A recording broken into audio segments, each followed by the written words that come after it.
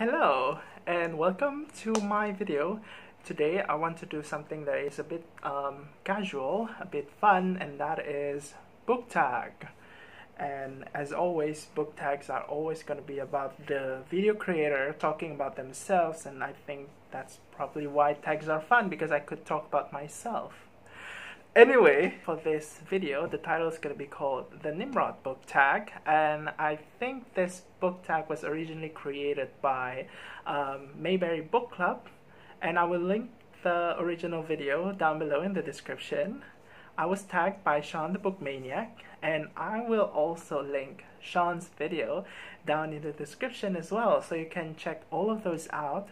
I would say that this tag is quite fun. I'm not sure if I can describe really well what this tag is going to be about, but from the questions featured in this tag, it seems to concern a lot with people's perception, your own perception on the books and the writers and how it relates, back and forth.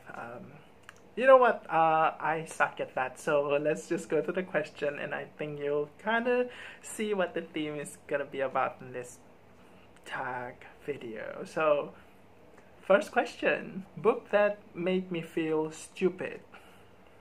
So for this, I'm gonna say Memories of the Future by Sigizmund Krzhizhanovsky. Memories of the Future is a short story collection, and Sigizmund Krzhizhanovsky is a Soviet writer from the 20th century, and a lot of his works were kind of considered subversive in his time and were banned at one point. I think it's really interesting for people who are interested with banned works. I actually read this book as a textbook for a class back when I was in university, and I forgot what the class was about. But in that same class, we also read lovely works like The Master and Margarita and also Borges' short stories.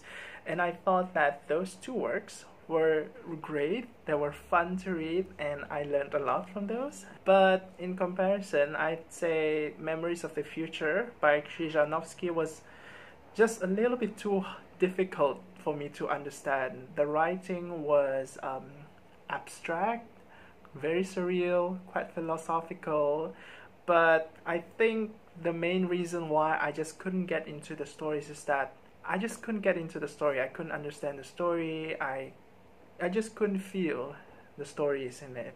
I think you can kind of compare it with Jorge Luis Borges' Ficciones, and I think for me the difference would be that reading Ficciones made me feel smarter, but reading Memories of the Future kind of made me feel stupid. And moving on to the second question, and that is books that I wanted to love but couldn't.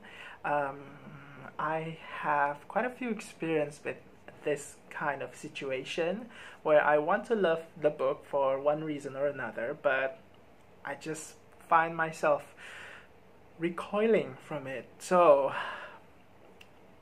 it's always tragic to feel that way. But anyway, one book that I really want to point out is actually a book for an author that I tried for the second time, because my first time with him was a failure, and it was a work by Michel Houellebecq. It was called The Possibility of an Island. I actually read this book sometime after I graduated from university, so I think that was that was a few years ago, and I can't really remember what the book was about because it was boring.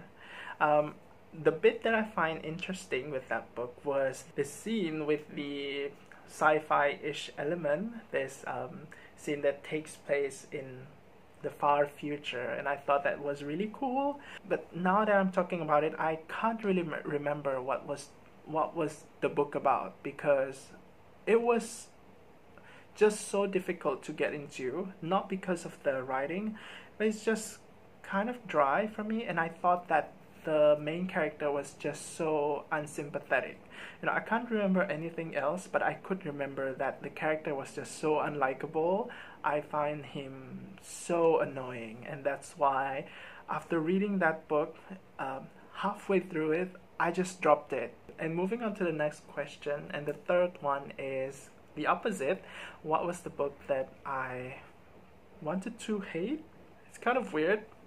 I never really thought of wanting to hate a book. But what is the book that I wanted to hate but couldn't? I think the closest book that I can use to answer this question is also a work by a French author, and it's by Muriel Barberry. The title is The Elegance of the Hedgehog. For me, I thought that this book had really lovely writing and really nice pacing, and the atmosphere. The author was able to establish the atmosphere really well with this book. I just felt like I was totally immersed in the story, and I find that the supporting characters were also really lovely and likable, and I just enjoyed reading this book with them around. But notice that I actually said supporting character and not main character, because usually people like main character, but for me, this book, the main character, this little girl character, was just unlikable. For some reason, she just pressed the wrong button for me.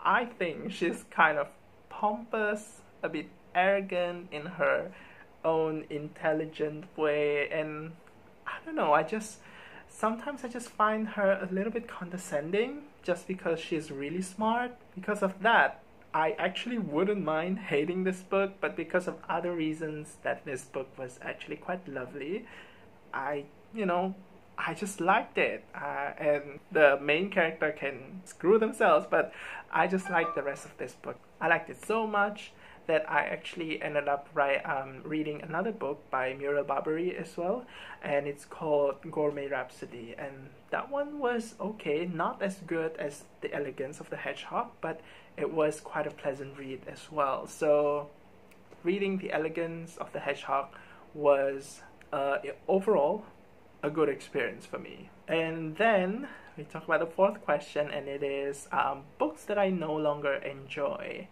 And I think I can't really pinpoint exactly like what are the books that I used to enjoy but now I don't like them anymore. Perhaps the worst I could get with books that I used to enjoy would be feeling of indifference. I do not hate the books that I used to love, at least not that I know of so far, but I would say books that I feel indifferent about right now would be the novels by Jane Austen. When I was 17, around that age, I used to read classics, and I think I just had a wrong motivation on reading classics at the time, because I thought that, as a so-called reader, reading classics make you cool. That was partly the reason why I read a lot of classics at the time, and it's kind of embarrassing to admit, but sometimes when I read a classic and I didn't enjoy it, I would convince myself that it was gonna be beneficial for me, or I might be liking the book in the future, but as it turned out, those two things didn't exactly happen. It was just me reading a book that I dislike or not care about and just telling myself lies about it. Of course, there are also classics that I like, but I thought that, reading Austen was kind of like the pinnacle of, popular classics, and so I actually read all of her classical novels, except for Pride and Prejudice, for some reason, because I read the abridged version as a kid and I knew about the plot already, so I didn't care much.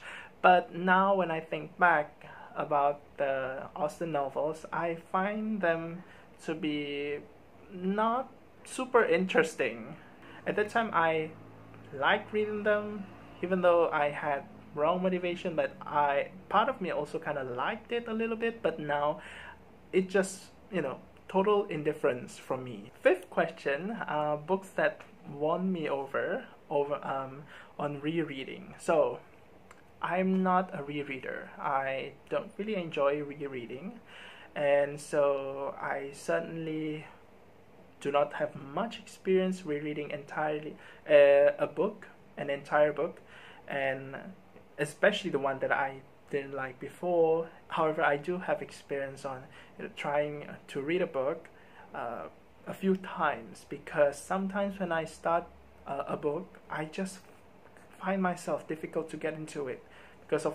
And the most recent book that I actually tried for the second time and it worked was The Goldfinch by Donna Tartt. I read this last year, 2019. The first time I read the book, I just find myself difficult to concentrate on the story, and I was literally stuck at the first two chapters. And I was kind of stuck at the scene with the exploding museum, and I couldn't get away from that. Yeah, I just thought that it was so chaotic.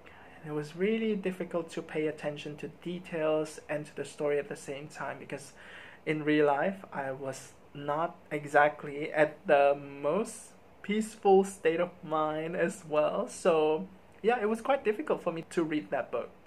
However, I tried it again when I was on vacation near Christmas, and I was able to kind of just read the book, not exactly cruising through it, but I was able to just get through it, and I enjoyed it.